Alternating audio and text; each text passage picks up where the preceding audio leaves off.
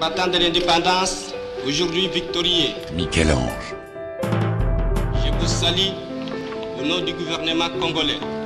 À vous tous, mes amis qui avez lutté sans relâche à nos côtés, je vous demande de faire de ce 30 juillet 1960 une date illustre que vous garderez ineffaçablement gravée dans vos cœurs, une date dont vous enseignerez avec fierté la signification à vos enfants, Michel-Ange. pour que ceux-ci, à leur tour, fassent connaître à leurs fils et à leurs petits-fils l'histoire glorieuse de notre lutte pour la liberté. Car cette indépendance du Congo, si elle est proclamée aujourd'hui dans l'entente avec la Belgique, pays ami avec qui nous traitons d'égal à égal, ni les Congolais digne de ce nom ne pourra jamais oublier cependant que c'est par la lutte qu'elle a été conquise. Michel-Ange.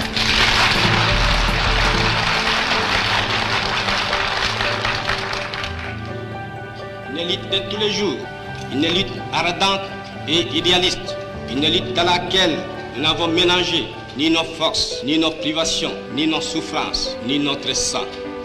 Cette lutte qui fit des larmes, des feux et des sang, nous en sommes fiers jusqu'au plus profond de nous-mêmes, car ce fut une lutte noble et juste, une lutte indispensable pour mettre fin à l'humiliant esclavage qui nous était imposé par la force.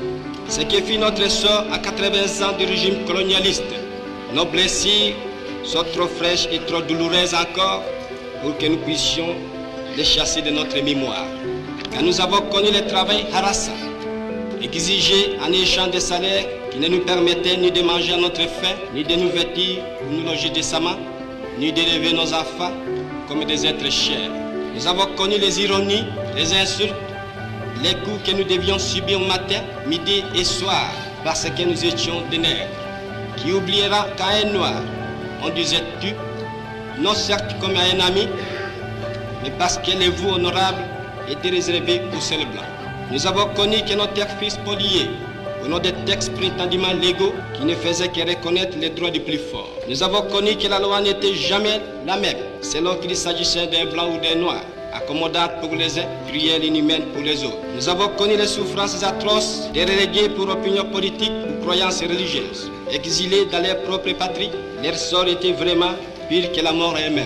Nous avons connu qu'il y avait dans les villes des maisons magnifiques pour les blancs et des paillotes croulantes pour les noirs.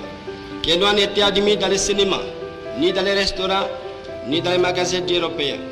Que les noirs voyageaient à même la coque de péniche au pied du blanc dans sa cabine de luxe.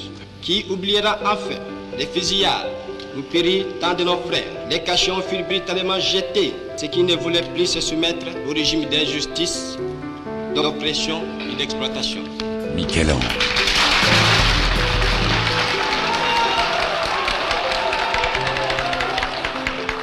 Tout cela, mes frères, nous en avons profondément souffert. Mais tout cela aussi, nous que les votes de vos représentants élus a agréé pour diriger notre cher pays, nous qui avons souffert dans notre corps et dans notre quai de l'oppression colonialiste, nous vous le disons, tout court, tout cela est désormais fini.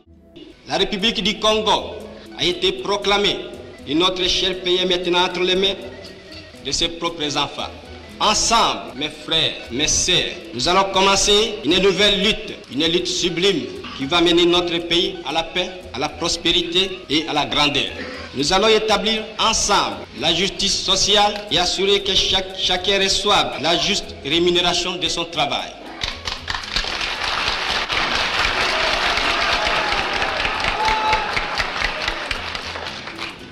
Nous allons montrer au monde ce que peut faire l'homme noir quand il travaille dans la liberté. Et nous allons faire du Congo le centre de rayonnement de l'Afrique tout entière. Nous allons veiller à ce que l'été de notre patrie profite véritablement à ses enfants. Nous allons revoir toutes les lois d'autrefois et en faire de nouvelles qui seront justes et nobles. Nous allons mettre fin à l'oppression de la pensée libre et faire en sorte que tous les citoyens jouissent pleinement des libertés fondamentales prévues dans la Déclaration des droits de l'homme.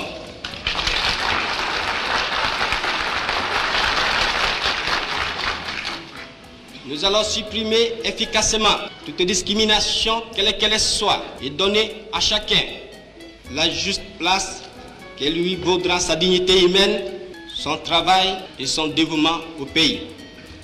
Nous allons faire régner non pas la paix des fusils et des baïonnettes, mais la paix des cœurs et de bonne volonté.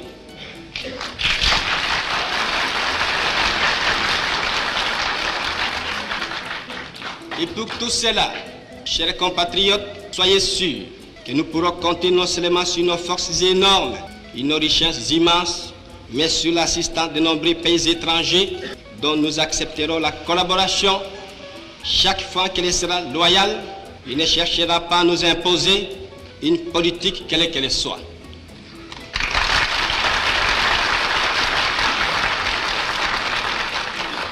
Dans ces domaines, la Belgique, qui comprenant en fait l'essence de l'histoire, n'a pas essayé de s'opposer à notre indépendance, est prête à nous accorder son aide et son amitié, et un traité vient d'être signé dans ce sens entre nos deux pays égaux et indépendants.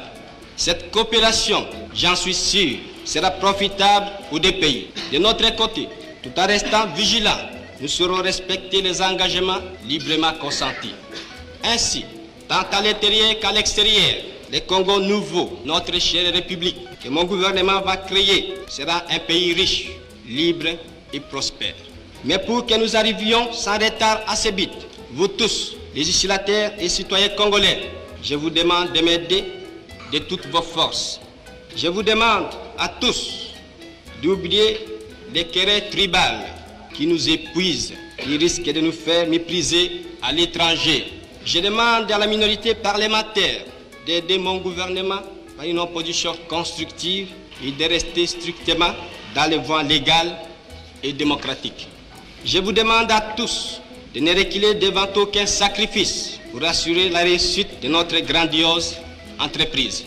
Je vous demande enfin de respecter inconditionnellement la vie et les biens de vos concitoyens et des étrangers établis dans notre pays.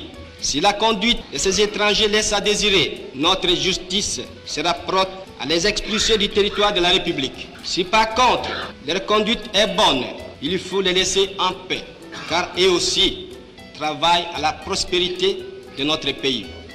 L'indépendance du Congo marque un pas décisif vers la libération de tous les continents africains.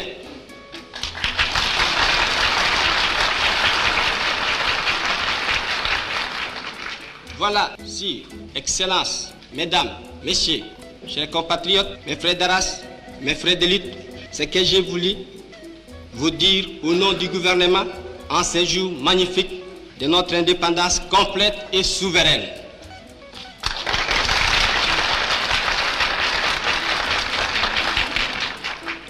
Notre gouvernement fort, national, populaire, sera le salut de ce pays. J'invite tous les citoyens congolais, hommes, femmes et enfants, de se mettre résolument au travail en vue de créer une économie nationale prospère qui consacrera notre indépendance économique.